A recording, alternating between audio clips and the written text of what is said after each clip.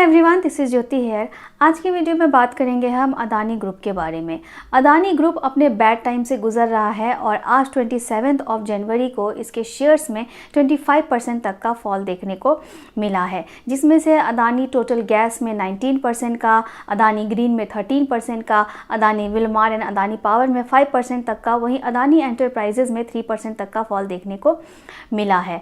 और इस फॉल की वजह से मार्केट में भी वोलेटिलिटी देखने को मिली है। वहीं आज ही 27 जनवरी को अदानी एंटरप्राइजेस का एफपीओ भी ओपन हुआ है, जिसके ऊपर मैं एक डिटेल वीडियो ऑलरेडी बना चुकी हूँ।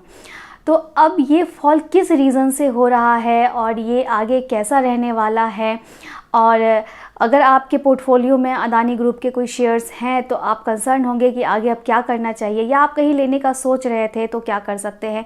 इन सभी चीज़ों के बारे में डिटेल में बात करेंगे इस वीडियो में। वीडियो को कंप्लीट देखिए, काफ़ी इन्फॉर्मेटिव है। अच्छा लगता है तो लाइक कीजिए, और अगर चैनल पर फर्स्ट टाइम विजिट कर रहे हैं तो चैनल को सब्सक्राइब करके ज़रूर रख लीजिए।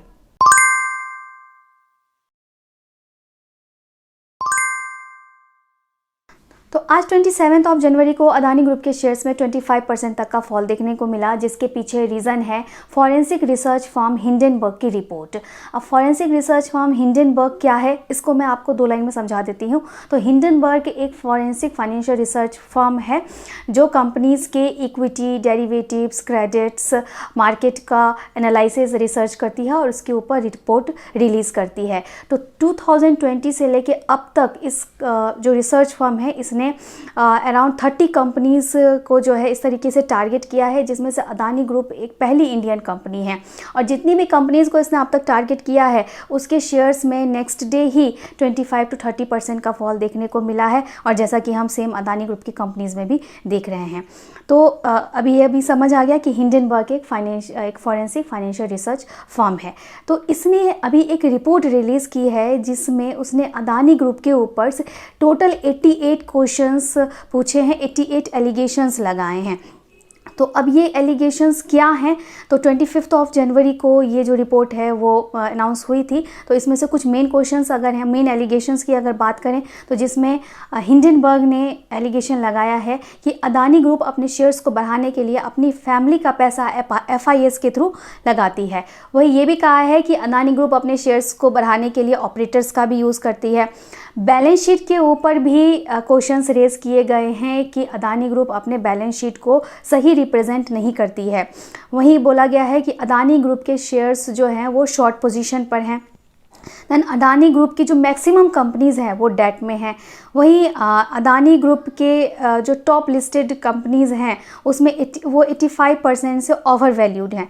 तो इस तरीके के काफ़ी सारे टोटल 88 एलिगेशंस जो हैं वो हिंडनबर्ग जो रिसर्च फर्म है उसने अदानी ग्रुप के ऊपर लगाए हैं। तो इन शॉर्ट अगर कह सकते हैं कि हिंडनबर्ग जो रिसर्च फर्म है उसने अदानी ग्रुप पे ये ब्लेम लगाया है कि वो माल प्रैक्टिसेस कर रही है और वो गलत प्रैक्टिसेस में इन्वॉल्व है, अपने बिजनेस को जो है वो गलत तरीके से रिप्रेजेंट कर रही है, फेक डेटा प्रेजेंट कर रही है। तो ये इस तरीके का ब्लेम जो है वो हिंडनबर्ग ने लगाया है। अब इस न्यूज़ के आते ही जो है अदानी ग्रुप के शेयर्स में अच्छा खासा फॉल देखने को मिला। तो जिस दिन ये रिपोर्ट आई थी उस दिन भी शेयर्स में अच्छा खासा फॉल देखने को मिला, और आज 27 जनवरी को भी जैसा मैंने बताया आपको कि 25% तक शेयर्स गिरे हैं, जिसमें से सबसे ज़्यादा जो इफ़ेक्ट हुआ है वो अदानी टोटल गैस के शेयर्स पे असर पड़ा है। वहीं आज 27 जनवरी को अदानी ग्रुप का एफपीओ भी ओपन हुआ है। तो अगर इसके सब्सक्रिप्शन की बात करें तो आज ये सिर्फ 0.01 पर टाइम्स ही सब्सक्राइब हुआ है।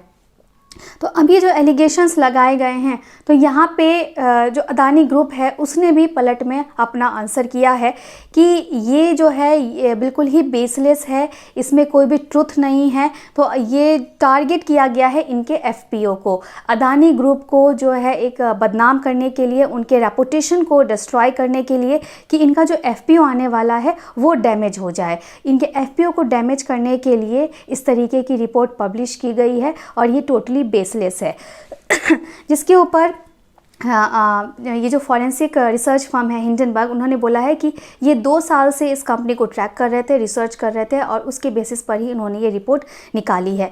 लेकिन अदानी ग्रुप का कहना है कि हम अपने डेटाज़ को लेके और टोटली जो है वो श्योर हैं, हमने कुछ भी गलत रिप्रेजेंट नहीं किया है और इसके अगेंस्ट हम केस भी कर सकते हैं, क्योंकि जो डेट डिसाइड की गई है ये रिपोर्ट अनाउंस करने की, वो जस्ट एफपीओ के आने से 2 दिन पहले ही हुई है।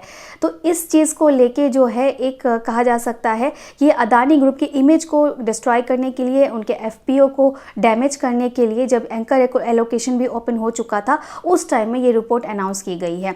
तो अदानी ग्रुप का कहना है कि ये बिल्कुल बेसलेस है, विदाउट रिसर्च ये रिपोर्ट निकाली गई है और इसके अगेंस्ट वो केस भी कर सकते हैं।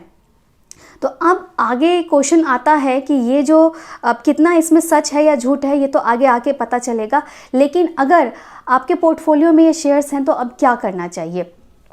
तो इसके लिए इतना पैनिक होने की ज़रूरत नहीं है। फ़िलहाल आप इसको होल्ड करके रख सकते हैं। अदानी ग्रुप के शेयर्स को अगर आपके पोर्टफोलियो में है तो ऑफकोर्स आप फ़िलहाल इसको होल्ड के रखिए। और अगर आप बाय करने का सोच रहे थे तो इस सिचुएशंस को थोड़ा सा आप थोड़ा सा स्टेबल हो जाने दीजिए। थोड़ा सा जब ये जो फॉल है वो स्टेबलाइज हो जाता है, स्टेबल हो जाता है, फिर उसको आप स्लोली एक्यूमुलेट कर सकते हैं। तो जल्द ही इस बात का भी खुलासा हो जाएगा कि आखिर ये रिपोर्ट कितनी सही है या गलत है, लेकिन इतना जल्दी पैनिक होने की ज़रूरत नहीं है, इसको आप होल्ड करके रख सकते हैं।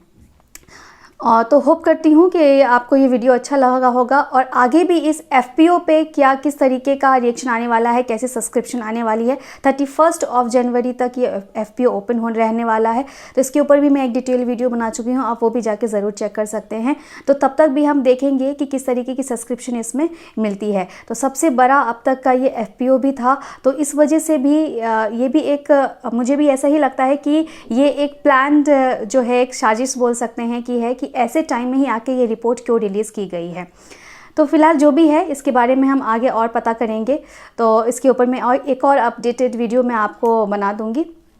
तो होप करती हूँ कि आज का वीडियो भी आपको इन्फॉर्मेटिव लगा होगा। लगा है तो इसे एक लाइक और शेयर ज़रूर करें। Thank you.